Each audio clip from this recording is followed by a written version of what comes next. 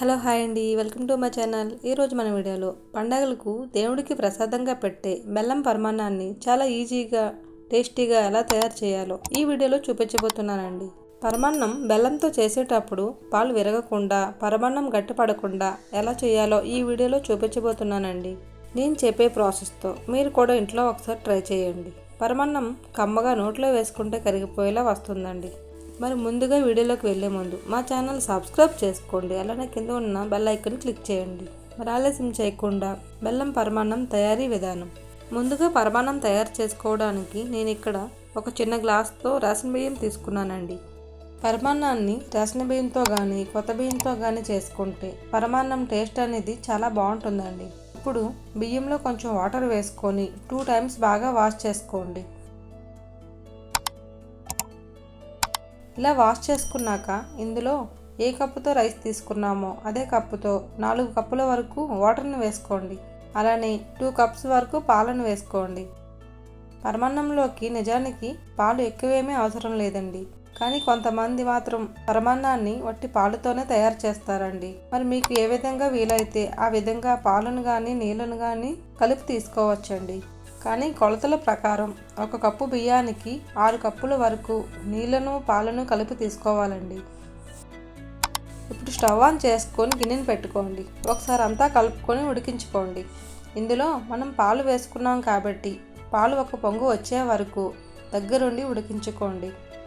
ఇలా 1 పొంగు వచ్చాక స్టవ్ని మీడియం ఫ్లేమ్లో పెట్టి అన్నాన్ని మెత్తగా ఉడికించుకోండి. ఇప్పుడు ఇలా పాలు దగ్గర పడి అన్నం మెత్తగా ఉడికాక ఇందులో మనం ఏ కప్పుతో బియ్యం తీసుకున్నామో అదే కప్పుతో 2 cups వరకు బెల్లం తీసుకోండి.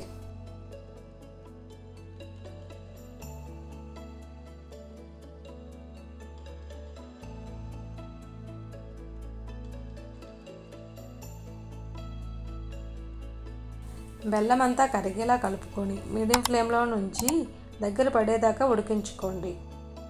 ఇలా దగ్గర పడాక ఇందులో 1/2 teaspoon యాలకుల పొడి, అలానే కొంచెం టేస్ట్ కోసం సాల్ట్ను వేసుకోండి. టేస్ట్ అనేది చాలా బాగుంటుందండి. ఇలా ఒకసారి అంతా కలుపుకొని దగ్గర పడేదాకా వేరే స్టవ్ మీద పెట్టి ఉడికించుకోండి. ఈలోపు మరో ప్యాన్ తీసుకొని ఇందులో 2 tablespoon నెయ్యిని వేసుకోండి. నెయ్యి కొంచెం వేడయ్యాక ఇందులో జీడిపప్పు, కిస్మిస్, బాదంను వేసుకోండి. అలానే 1/2 cup కొబ్బరి ముక్కలను వేసుకోండి. ఇలా కొంచెం దోరగా వేయించుకొని పరమాన్నంలోకి వేసుకొని మిక్స్ చేసుకోండి. ఇలా అంతా ఒకసారి బాగా కలుపుకోండి. ఇప్పుడు పరమాన్నం అనేది రెడీ అయిపోయిందండి. పరమాన్నం అనేది మరీ పలచగా కాకుండా మరీ గట్టిగా కాకుండా ఇలా ఉంటే సరిపోతుందండి. అంతేనండి, ఎంతో టేస్టీ అయిన పరమాన్నం రెడీ అయిపోయిందండి.